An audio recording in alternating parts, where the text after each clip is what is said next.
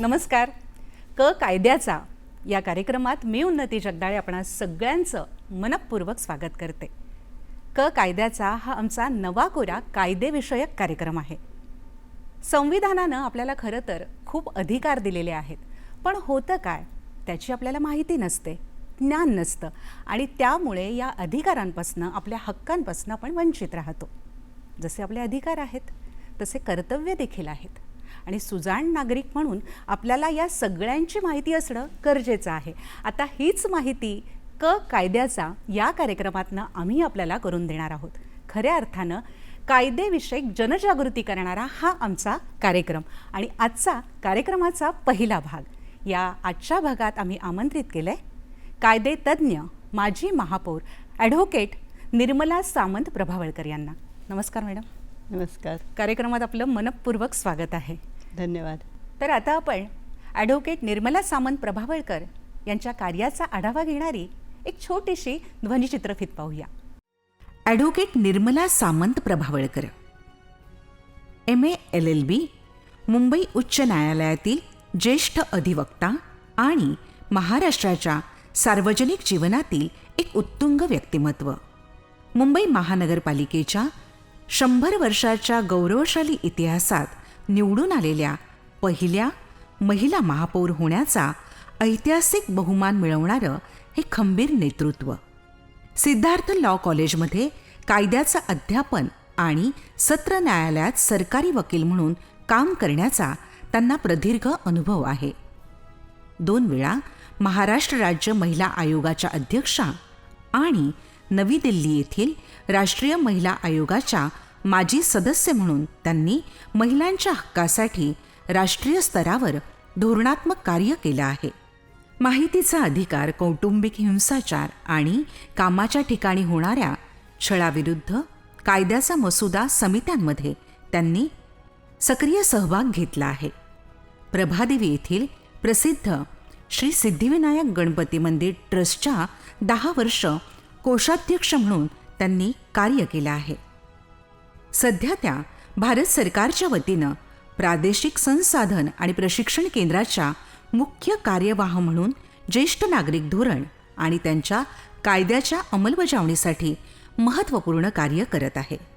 दूरदर्शन सह्याद्री वाहिनीवरील कायद्याचा या गाजलेल्या कार्यक्रमातून त्यांनी घरोघरी कायदेशीर साक्षरता नेली आहे. या मालिकेच्या दुसऱ्या पर्वात अनुभवाचा अथांग खजिना घेऊन त्या पुन्हा एकदा आपल्या भेटीला सज्ज झाल्या आहेत.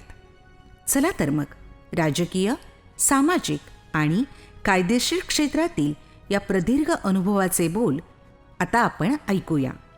ॲडव्होकेट निर्मला सामंत प्रभावळकर.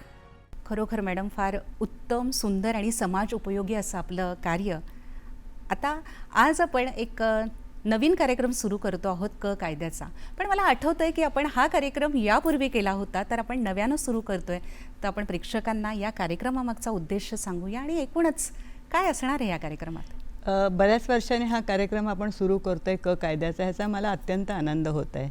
आणि तुम्ही खूप महत्त्वाचा प्रश्न विचारलात की आज बऱ्याच वर्षांनी पुन्हा तुम्हाला हा कार्यक्रम करावा असं मनामध्ये काय इच्छा झाली. तर असं आहे की जवळजवळ 20-25 वर्षामध्ये जर मधला काळ बघितला तर कायदा बरंच बदललेला आहे. आणि नवीन कायदेसुद्धा झालेले आहेत. विशेषतः महिलांसाठी नवीन कायदे झालेले आहेत आणि समाजामध्ये महिलांप्रती जागृतीसुद्धा खूप मोठ्या प्रमाणात झालेली आहे. सुप्रीम कोर्टने म्हणा, न्यायपालिकेने म्हणा, खूप ऐतिहासिक निर्णय दिलेले आहेत. त्यामुळे मला असं वाटतं हा कार्यक्रम करणं अत्यंत गरजेचं होतं, कारण मधल्या प्रवाहामध्ये एक्झॅक्टली काय झालं, अमेंडमेंट्स काय आल्या, सुधारणा काय आल्या, नवीन कायदे काय आले, आउटडेटेड जे कायदे आहेत ते कसे पाठी पडले गेले, का पडले गेले. आणि दुसरं म्हणजे जर आपण विशेषतः मला ज्येष्ठ नागरिकांसाठी नेहमीच वाटतं, कारण 2007ला हा कायदा आला आणि ज्याला आपण हा जो कार्यक्रम कायदा त्याला हा कायदासुद्धा नव्हता. त्यामुळे आपली जी ज्येष्ठांची संख्या आहे ती काही वर्षांनी जवळजवळ आजच 12-13% आहे, नंतर मग ती 20% होणार आहे, टक्के होणार आहे. मग ते प्रश्न काय असतील हे घेणं खूप महत्त्वाचं आहे. त्याचप्रमाणे सोशल मीडिया हा त्यावेळेला नव्हता. म्हणजे यूट्यूब कदाचित थोडंफार सुरू झालं असेल, परंतु फेसबुक नव्हतं, इंस्टाग्राम नव्हतं, त्याचबरोबर समाज माध्यमं नव्हती. आता समाज माध्यमं आल्यामुळे काही नवीन क्रायसिस पण निर्माण झाल्यात, काही चांगल्या गोष्टीसुद्धा निर्माण झालेल्या आहेत. तर या अनुषंगाने आपल्याला संपूर्ण एकंदरच फंडामेंटल राईट्स ज्याला म्हणतात, की आपली मूलभूत अधिकार आहेत, ह्याच्यामध्ये नवीन नवीन काय काय तरतुदी आलेल्या आहेत, काय काय जजमेंट आले, त्याचा आढावा घेणं खूप गरजेचं असं मला वाटतं. नक्कीच काळ आणि कायदा दोघेही प्रवाही आहे आणि तो अख्खा प्रवाह प्रेक्षकांपर्यंत जाणं तितकंच गरजेचं आहे. आणि त्या अनुषंगाने आपण सुरू करत असलेली ही नवी कोरी मालिका क कायद्याचा. आपण क कायद्याविषयी बोलत असताना एक अत्यंत महत्त्वाचं, आपण पहिल्या महिला महापौर आहात.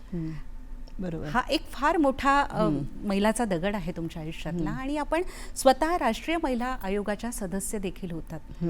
खूप दांडगा असा अनुभव आहे आणि याचा फायदा नक्कीच हा या कार्यक्रमाला आणि प्रेक्षकांना होईल. काय वाटतं? हो, नक्कीच. राष्ट्रीय महिला आयोगाचे सदस्य होते आणि राज्य महिला आयोगाचे सुद्धा 2 वेळा अध्यक्ष होते. मुळामध्ये राज्य महिला आयोगाचं जे काम आहे किंवा महिला आयोगाचं जे काम आहे ते घटनात्मक पद आहे. आणि घटनात्मक पद ह्याच्यासाठी आहे की केवळ महिलांना काउन्सिलिंग करणं हा उद्देश नव्हे, तर त्याच्या पलीकडे जाऊन धोरणं ठरवणं, म्हणजे ज्याला म्हणतात तर रेकमेंडेशन्स करणं, शासनाला रेकमेंडेशन्स करणं, त्याचप्रमाणे नवीन नवीन कायदे जे आहेत ते लोकांपुढे मांडणं, त्याची जनजागृती करणं, हा एक महत्त्वाचा भाग आहे. कायदेशीर साक्षरता असणं किती गरजेचं आहे आणि असे कोणकोणते कायदे आहेत की जे सर्वसामान्यांना प्रेक्षकांना माहिती असणं गरजेचं आहे? हाही प्रश्न तुम्ही खूप महत्त्वाचा विचारलेला आहे की ignorance of law is no excuse. म्हणजे कायद्याला अपवाद नाही, कायदा हा सगळ्यांना समान आहे आणि प्रत्येकाला तो कळतो असंच गृहीत धरलं जातं. आणि ते का धरलं जातं की एखाद्या माणसाने गुन्हा केला किंवा घटनेची पायमल्ली केली तर ती व्यक्ती सांगू शकत नाही की मला शिक्षा करू नका किंवा माझ्यावर काही वेगळं जजमेंट देऊ नका, कारण मला खरंच माहीत नव्हतं. त्यामुळे कायदा असं म्हणतं की ignorance of law is no excuse. तुम्हाला कायदा माहीत नाही हे तुमचं डिफेन्स असू शकत नाही, तो तुम्हाला माहिती असायलाच हवा. आणि त्याच्यामुळे बेसिक लॉ हे बेसिक जे कायदे आहेत ते प्रत्येक नागरिकाला, किमान तरी बेसिक नागरिक अशिक्षित असो सुशिक्षित असो, त्यांना माहिती असायला पाहिजेत. ह्याची माझी नेहमीच धडपड असते. नक्कीच आहे. आता ते माहिती असायला पाहिजे असं आपण म्हणतो आणि एक पाऊल आपण दूरदर्शननं उचललेलं आहे क कायद्याच्या या कार्यक्रमातनं. तर येणाऱ्या कार्यक्रमात आपली भूमिका ही थोडी बदलणार आहे. आपण या चेअरवर असणार आहे आणि काही पाहुणे असणार आहेत. तर साधारणतः काय आपण विचार केला या कार्यक्रमाच्या बाबतीत आणि कोणकोणते विषय असणार आहेत? बऱ्याच वेळेला लोकांना हे माहीत नसतं की असे कुठले पब्लिक इंटरेस्ट लिटिगेशनमध्ये कुठले निर्णय कोर्टाने दिलेले आहेत, ह्याची माहिती करून देणं. मेडिकल टेक्नॉलॉजी खूप ॲडव्हान्स झालेली आहे, म्हणजे वैद्यकशास्त्राने खूप प्रगती केलेली आहे. त्याच्यामुळे एका ठिकाणी वय वाढत आहे, एका ठिकाणी जगण्यामध्ये खूप चॅलेंजेस निर्माण झालेले आहेत. म्हणजे जसं सांगायला इच्छामरण हा जो महत्त्वाचा विषय आहे, दयामरण, युथनेसिया, पॅसिव्ह युथनेसिया म्हणजे काय, आणखीन लिव्हिंग विल, अशा म्हणजे ज्याला मेडिकल, टेक्नॉलॉजिकल आणि कायदेशीर लीगल अशा खूप कॉम्प्लिकेशन्स आहेत. आणि ह्या कॉम्प्लिकेशन जर आपण जाणून घेतल्या तर आपल्याला कळेल की आजच आपण काय काळजी घेतली पाहिजे. दुसरं एक मला असं वाटतं की आर्टिफिशियल इंटेलिजन्स आलेलं आहे. आता आर्टिफिशियल इंटेलिजन्स हे ह्युमन इंटेलिजन्सला कधीच रिप्लेस करणार नाही, परंतु आर्टिफिशियल इंटेलिजन्सचा जी माहिती आहे त्याचा उपयोग आपल्या भल्यासाठी कायदेशीर चौकटीतून राहून कसा करता येईल.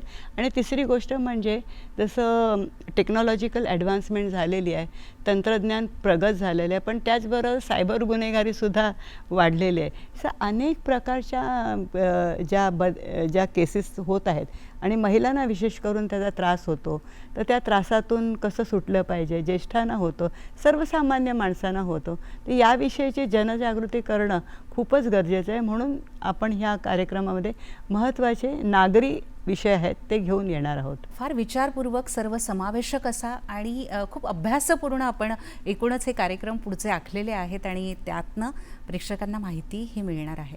बरं, होतं काय की अनेकदा कायदेशीर हक्क मिळवण्यासाठी खूप संघर्ष करावा लागतो. बरोबर. आणि म्हणून म्हटलं जातं नको बाबा ती कोर्टाची पायरी. बरोबर.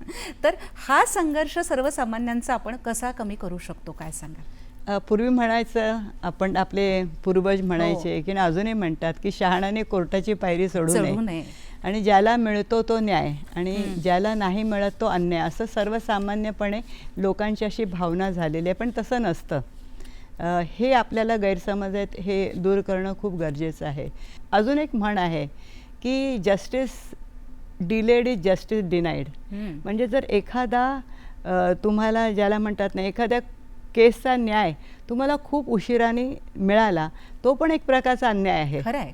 Justice delayed is justice denied. त्याच्यामुळे वेळेवर निर्णय देणं हा पण एक न्याय आहे. मग निर्णय कुठलाही असो, पण तो निर्णय म्हणजे योग्य निर्णय योग्य वेळेला देणं, ह्याच्यामध्ये लोकांना एक समाधान वाटतं. मग त्यांना जर अपील करायचं आहे किंवा पुढे जायचं तर ते जायला मोकळे राहतात. म्हणजे आज आपल्याकडे काय झालं आहे की लिटिगेटिंग कंट्री आपली झाली की प्रत्येक गोष्टीसाठी आपण कोर्टात जातो.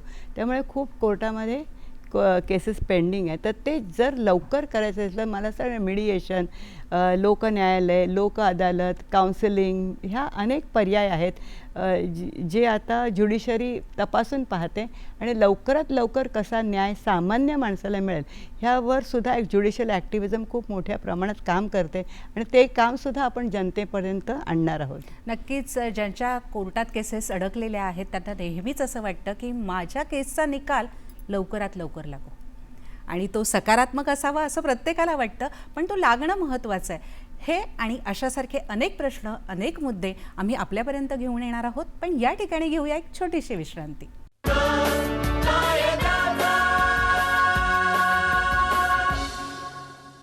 कायद्याचा या कार्यक्रमात विश्रांतीनंतर पुन्हा एकदा आपणा सगळ्यांचं मनपूर्वक स्वागत आहे. कायदेविषयक चर्चा आपण करतो आहोत. मॅडम, आपण सुरुवातीला समजून घेतलं की काय काय भाग असणार आहेत, कायद्याची साक्षरता किती महत्त्वाची आहे आणि एकूणच हा कार्यक्रम किती महत्त्वाचा आहे. आता हा कार्यक्रम महत्त्वाचा यासाठी मला म्हणावासा वाटतोय कारण होतं काय, ग्रामीण भागातली जी जनता आहे किंवा आर्थिक दुर्बल घटक, सुशिक्षितही बऱ्याच वेळा, अनेकांना कायदा माहितीच नसतो. बरोबर आहे. तर तो माहिती होण्यासाठी म्हणून जो हा प्रयत्न आहे तो पोहोचवण्यासाठी हा कार्यक्रम किती प्रभावी ठरेल असं आपण सांगू शकाल? सर्वप्रथम तुमचा जो एक पहिला प्रश्न जो होता तो खूप महत्त्वाचा आहे की विधी साक्षरता. आणि विधी साक्षरता ही झालीच पाहिजे. आणि प्रत्येकाला, आपली घटना काय म्हणते की सर्वसामान्य माणसाला त्याच्या हक्कासाठी जर कोर्टामध्ये दाद मागायची असेल तर केवळ त्याच्याकडे पैसे नाहीत म्हणून त्याला कोर्ट किंवा त्या न्यायापासून त्याला वंचित ठेवता येणार नाही. म्हणजे कुठलाही माणूस पैसे नाहीत म्हणून तो न्यायालयामध्ये गेला नाही किंवा ती न्यायालयामध्ये गेून न जाता अन्याय सहन केला, हे मुळात कायद्यालाच मंजूर नाही, घटनेलाही मंजूर नाही. म्हणून आपल्याकडे काय झालं, विधी सेवा साक्षरता आहे ज्याच्यामध्ये लीगल एड किंवा ज्याला आपण हे म्हणतो विधी सेवा प्राधिकरण आहे. ते आपले 3 स्तरावर विधी सेवा प्राधिकरण आहेत. ते गावखेड्यापासून आहे, म्हणजे तालुका लेवल, डिस्ट्रिक्ट लेवल, महाराष्ट्राच्या लेव्हलला आहेत आणि नॅशनल लेव्हलला सुद्धा आहेत. म्हणजे तळागाळातली जी व्यक्ती आहे, समजा एक तुम्ही इमॅजिन करा की एक शेतकरी कुटुंब आहे आणि त्यांचं सिव्हिल जो निवाडा त्यांना हवा आहे पण त्यांना माहीत नाही कसं जायचं, तर अगदी तळागाळामध्ये सुद्धा ज्याला आपण म्हणतो विधी सेवा प्राधिकरण आहे, ते निःशुल्क आहे. कुठलीही स्त्री आहे ती किती श्रीमंत असो गरीब असो ती स्त्री आहे म्हणून तिला विधी सेवा प्राधिकरण म्हणजे कायद्याची जी मदत आहे ती मोफत आहे म्हणता किंवा निःशुल्क आहे. तसेच जे SC असतील ST असतील तळागाळातले असतील ह्या सगळ्यांना मोफत ठेवले. म्हणजे तुम्ही जे म्हणालात की तळागाळातल्या माणसाला जो 60% आजही गावखेड्यामध्ये राहतो त्यालासुद्धा ह्याच्यामुळे कायद्याची मदत मिळू शकते. हायकोर्टमध्ये सुद्धा अशा प्रकारची लीगल एड आहे, पण लोकांना त्याची इतकी माहिती नाही आहे. ज्यावेळेला आपण ह्या कार्यक्रमामध्ये त्याची माहिती देऊ तर बऱ्याच लोकांना कळेल की अशा प्रकारची व्यवस्था सरकारने केलेली आहे, न्यायालयाने केलेली आहे आणि त्यांच्यापर्यंत कायदा पोचेल, मदत पोचेल, त्यांना न्याय मिळण्याचा आपण नक्कीच प्रयत्न करू, जरी त्यांच्याकडे आर्थिक त्यांच्याकडे तेवढं बळ नसलं तरी. म्हणजे तुमच्याकडे पैसा नाही म्हणून हां. तुम्ही अन्याय सहन करू शकत नाही, करू नये सुद्धा करू असं नये. काय असं घटना म्हणते. आणि ते होऊ नये म्हणून लोक अदालत आहेत. त्याचप्रमाणे बऱ्याच वेळेला आपण ज्याला म्हणतात ना एकत्र समेट घडवून आणतो. बऱ्याचशा मॅडम 60% केसेस आहेत ना ते समेट घडवूनच उच्च न्यायालयाने आणि न्यायालयाने संपवून टाकलेले आहेत. म्हणजे अतिशय महत्त्वाच्या केसेस आहेत त्याच कोर्टात जातात. हे लोकांपर्यंत पोचलं पाहिजे. नक्कीच मी तुमच्याकडे त्या प्रश्नाकडे येणारच होते की कौटुंबिक वाद होतात, स्त्री विचार करते, पुरुषही विचार करतो की कशाला कोर्टाची पायरी चढावी, बरोबर. कौटुंबिक वाद घरातच मिटवूया असा प्रत्येकाचा विचार असतो. पण हो. एक वेळ अशी येते की नाही आता कोर्टात जावंच लागेल. बरोबर. मग यावेळेस कायदेशीर समुपदेशन हे किती महत्वाचं आहे आणि ती भूमिका कशा पद्धतीने निभावली जाते? काही कारणामुळे हल्ली कुटुंबामध्ये कलह वाढत आहेत. आपण हिंसाचार प्रतिबंधक कायदा आणलेला आहे, अनेक कायदे केलेले आहेत, परंतु कायदा केल्यामुळे समाजाची जिथपर्यंत मानसिकता बदलत नाही तिथपर्यंत नुसता कायदा करून उपयोग नाही. त्यामुळे समेट घडवून आणणं, काउन्सिलिंग करणं, समुपदेशन करणं, रिकन्सिलेशन करणं, तडजोड करणं आणि त्याच्यातून काहीतरी मार्ग निघतो का हे पाहणं, ह्याच्यावर हल्ली न्यायालय भर देतं. आणि आम्ही नेहमी बघितलं असा डेटा पण आहे, मुलांची पण लहान मुलांची सुद्धा तिथे हे होतं, कुतरोड होते. आणि दुसरं म्हणजे मगाशी सांगितलं की पॉक्सो नावाचा सुद्धा कायदा आलेला आहे, त्याच्यामध्ये सुद्धा मुलांचा जो दुरुपयोग होतो अशासाठी पण कोर्टामध्ये त्यांना न्याय मिळणं अतिशय महत्त्वाचं असतं.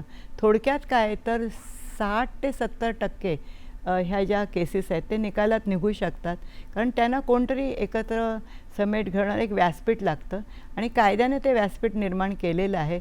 आणि वाद जास्ती न करता संवादाने जर काही सोडवता येतं तर हीच कोर्टाची भूमिका राहिलेली आहे. अतिशय खूपच कॉन्टेस्टेड असेल की दोघांनी एकमेकांना ठरवलंच आहे की धडा शिकवायचा किंवा एकाने चाललं की हिला आम्ही न्याय सहजासहजी कोर्ट देत नाही तिथपर्यंत मी करणार नाही, अशाच केसेस हल्ली जास्ती कोर्टामध्ये जास्ती वेळ चालतात. बरं, आता याच्यात सगळ्यात महत्त्वाचा प्रश्न, या डिजिटल युगामध्ये आपलं कायदेशीर संरक्षण म्हणजे सायबर क्राईम असेल, बँकेत जे फ्रॉड होतात, ऑनलाईन जे फ्रॉड होतात, स्त्रियांच्या बाबतीत जे होतात, तर त्या बाबतीत आपण काय मार्गदर्शन कराल? हा खूप महत्त्वाचा प्रश्न आहे की आता नवीन तंत्रज्ञानात नवीन प्रकारची क्राईम्स पण आलेले आहेत. म्हणजे गुन्हेगार पण आता मॉडर्न झालेले आहेत. खरं. हां, पूर्वी काय ते प्रत्यक्ष येऊन गुन्हा करायचे, हो. त्यामुळे ते पकडले जायचे. पण आता काय झालं की सायबरचा हो, सबूत छोड जाते ते काही. सायबरचा अर्थच असा आहे की संगणक प्रणाली वापरून केलेला गुन्हा, आणि जो संगणक वापरतो ते सायबरमध्ये म्हणजे काय त्या प्रणालीतला तो गुन्हा आहे. त्यामुळे ते पकडणं आणि हे करणं त्याला पुष्कळ वेळ लागतो. म्हणून आपण थोडंसं लक्षात ठेवलं पाहिजे की गुन्हेगार आपल्या पुढे एक पाऊल पुढे असतो. त्याच्यामुळे थोडंसं जागरूक राहूनच विशेषतः मी तरुणांना सांगेन, तरुणींनी सांगेन की ह्याच्यामध्ये खूप मोठ्या प्रमाणामध्ये गुन्हेगारी वाढत आहे. आपल्याला खूप काळजीपूर्वक, ज्येष्ठांनाही सांगेन की त्यांचे पैसे जे आहेत ते एका क्लिकमध्ये जातात, त्यामुळे आपल्याला खूप सावधान राहिलं पाहिजे. तरुणींनाही सांगते की कोणावर पण तुम्ही विसंबून राहता आणि खूप मोठे फ्रॉडस्टर्स आहेत, ते वाटच बघतायत की तुम्ही कधी गुन्हा करता आणि ते पकडले जाण्याची पण त्यांना म्हणजे भीती नसते. ते पकडले जातात शेवटी, पोलिसांचे हात दूरवर जात थोडा उशीर लागतो. त्यामुळे आपल्याला खूप केअरफुल राहायला लागतं ह्या डिजिटल युगामध्ये. नक्कीच. कायदा आणि कायदेविषयक माहिती हा देणारा आमचा कायद्याचा हा कार्यक्रम आपल्यासाठी. आणखीन माहिती देणारच आहोत. घेऊया एक छोटीशी विश्रांती.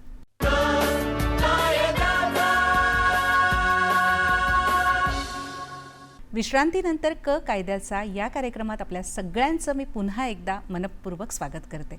खरं तर आत्तापर्यंत आपण कायदेविषयक बऱ्याच गोष्टी जाणून घेतलेल्या आहेत आणि सगळ्यात महत्त्वाचं जो डिजिटल फ्रॉड होतो किंवा त्याविषयी नेमके काय कायदे आहेत याची आपण थोडक्यात माहिती प्रेक्षकांना ब्रेकपूर्वी दिली. एक सगळ्यात महत्त्वाचं, आत्ताची जी तरुण पिढी आहे, जे तरुण मुलं आहे, ते सुजाण, चांगले, संस्कारी असावे. त्यांनी कळत नकळत कोणतेही गुन्हे करू नये, यासाठी आपण तरुण पिढीला काय सांगणार आहात? तरुण पिढीला मी हेच सांगेन की त्यांना ना आता काय झालं, सगळं फास्ट हवं आहे. सगळ्याच गोष्टी त्यांना फास्ट हव्या आहेत आणि हे जग पण इतकं फास्ट होतं आहे की त्यांचा पेशन्स कमी झालेला आहे आणि ते थोडे आत्मकेंद्रित झालेले आहेत आणि कधी कधी ते इतके इनोसंट असतात की त्यांना असं वाटतं की मी जसं इनोसंट आहे तसं सगळेच जण आहेत. त्यामुळे जे इनोसंट आहेत त्यांनी लक्षात ठेवलं पाहिजे की असं नाही आहे, त्यांच्याचसारखे दुसरे फसवे लोक पण बाहेर आहेत. त्यामुळे आपण जागरूक राहिलं पाहिजे आणि थोडंसं गती थांबवली पाहिजे. आजूबाजूला काय घडतं आहे त्याचा आढावा घेतला पाहिजे असं मला वाटतं. तरुण पिढी खूप चांगली आहे, खूप पॉझिटिव्ह आहे, त्यांच्याकडून खूप आपण मदत घेऊ शकतो. पण ते टेक्नॉलॉजीच्या युगामध्ये आल्यामुळे थोडंसं त्यांना थोडं पेशंटली घ्यायला लागेल, अनुभव घ्यायला लागेल, नंतर पावलं उचलावी लागतील. म्हणजे तरुण पिढीनं कायद्याचा सन्मान करणं गरजेचं आहे आणि नक्कीच, सोबतच म्हणजे कायदा समजून घेणंही तितकंच नक्कीच, गरजेचं आहे. आणि नक्कीच. आपला हा एक प्रयत्न हो, आहेच की हो. त्यांना आपण कायदा समजून सांगतो आहोत. थोडंसं एक सांगते की डिजिटल टेक्नॉलॉजी इतकं हे आहे, तुम्हाला सांगते, इन्फॉर्मेशन टेक्नॉलॉजी जर तुम्ही ॲक्च्युली वापरायला गेलात तर इव्हन डाउनलोड करणं, अपलोड करणं हा पण अपराध झालेला आहे. तसं बघायला गेलं तर इतका तो इन्फॉर्मेशन टेक्नॉलॉजीचा लॉ आहे ना, तो खूप कॉम्प्लिकेटेड, खूप स्ट्रॉंग आहे. त्यामुळे जर तुम्हाला तुमच्या समोरच्या माणसाला आरोपी बनवायचं तर फार वेळ नाही लागत. त्यामुळे डिजिटल टेक्नॉलॉजीमध्ये मुलींनी आणि मुलांनी खूप सावध राहिलं पाहिजे. नक्कीच. आता हे जे कायदेविषयक शिक्षण आहे तर ते घेण्यासाठी लॉ कॉलेज आहेत, अनेक ठिकाणी आहे. पण ज्यांना वकील व्हायचं आहे ते त्या ठिकाणी जातात. पण सर्वसामान्यांनी पण कायदेविषयक ज्ञान करून घेणं हे काळाची सध्याची गरज आहे. जसं एकूण काळ बदललेला आहे, सगळं सोशल मीडिया, डिजिटल टेक्नॉलॉजी ही आली, तर त्यासाठी आपण काय मार्गदर्शन कराल? हे खूप महत्त्वाचं आहे, कारण आपलं सगळं जीवन आहे ते शेवटी घटनेवर आहे आणि आपले फंडामेंटल राईट्स आहेत त्याच्यावर आहे. त्याचप्रमाणे आपल्या फंडामेंटल ड्युटीजसुद्धा आहेत आणि आपण रिस्पॉन्सिबल आणि अकाउंटेबल पण आहोत त्यासाठी.